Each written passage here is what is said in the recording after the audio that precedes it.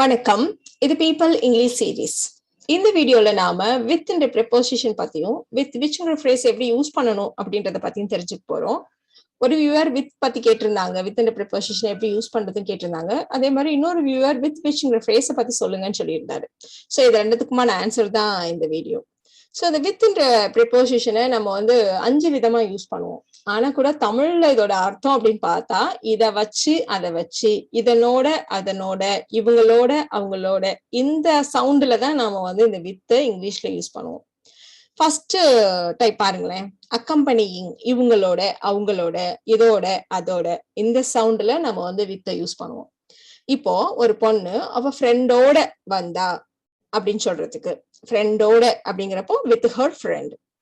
So she came with her friend அப்படின்னு நம்ம சொல்லுவோம். டீயோட பிஸ்கட்ஸை சர்வ் பண்ணாங்க. ஸோ டீயோட அப்படிங்கிறப்போ with tea. She served biscuits with tea அப்படின்னு நம்ம சொல்லுவோம். அடுத்து இந்த வித் பொசஷன், ஒருத்தவங்க கிட்ட இது இருக்கு அப்படின்னு சொல்றதுக்கு, இப்ப அந்த பொண்ணு கிரீன் ஐஸோட இருக்கிற ஒரு பொண்ணு அப்படின்னு சொல்றதுக்கு she is a girl with green eyes அப்படின்னு நம்ம சொல்லுவோம். இப்போ ஒருத்தர் காலையிலேயே பல்லு வலியோட எந்திரிச்சாரு அப்படின்னு சொல்றதுக்கு, சோ பல்லு வலியோட அப்படிங்கிறப்போ வித் a terrible toothache.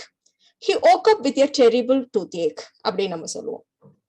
இப்ப அடுத்தது பாத்தீங்கன்னா சில சமயங்கள்ல ரீசன் சொல்றதுக்கு, ஃபார் எக்ஸாம்பிள், இந்த சத்தத்தோட என்னால தூங்க முடியல, சத்தத்தோட அப்படிங்கிறப்போ with this noise. I can't sleep with this noise. அதுக்கு அடுத்தது பாத்தீங்கன்னா ஃபீலிங்ஸ் அண்ட் ரியாக்ஷன்ஸ் பத்தி சொல்றப்போ இந்த இடத்துல மட்டும் இந்த ஓட இந்த சவுண்ட் வராது. இப்போ மார்க்ஸை வச்சு எனக்கு ரொம்ப சந்தோஷமா இருக்கும், மார்க்ஸை பத்தி எனக்கு ரொம்ப சந்தோஷம்.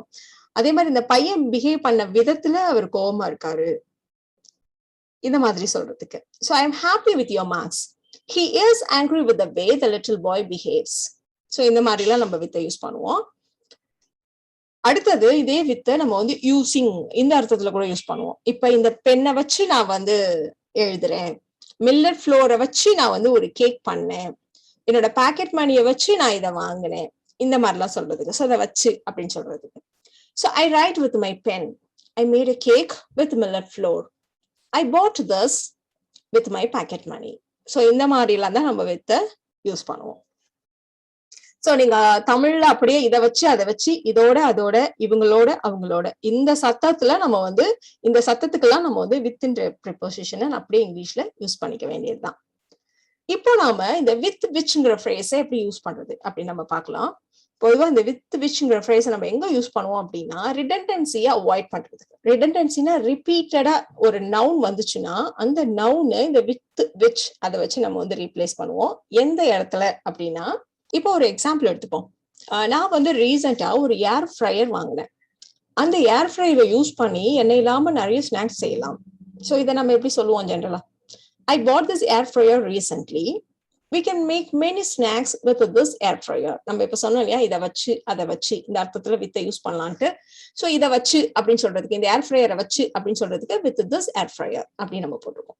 இப்போ இதுல இடத்தையும் கம்பைன் பண்ண போறோம். ஸோ இப்படி கம்பைன் பண்றப்போ இந்த ஏர் ஃப்ரையர்ங்கிற நவுன் தேவையில்லாம ரிப்பீட்டடா வருது இல்லையா? ஸோ இந்த ரிடண்டன்சியை அவாய்ட் பண்றதுக்கு தான் நம்ம என்ன செய்ய போறோம்னா வித் விச்ங்கிற ஃப்ரேஸை யூஸ் பண்ண போறோம். ஸோ இந்த இடத்துல ஆல்ரெடி வித் இருக்கு. இந்த விச்ன்றது திஸ் ஏர் ஃப்ரையரை எடுத்துட்டு நம்ம அதுக்கு பதிலாக விச்சை யூஸ் பண்ண போறோம். So I bought this air fryer recently. இந்த with which second sentenceக்கு முன்னாடி கொண்டு வந்துருங்க. So I bought this air fryer recently with which we can make so many snacks without oil.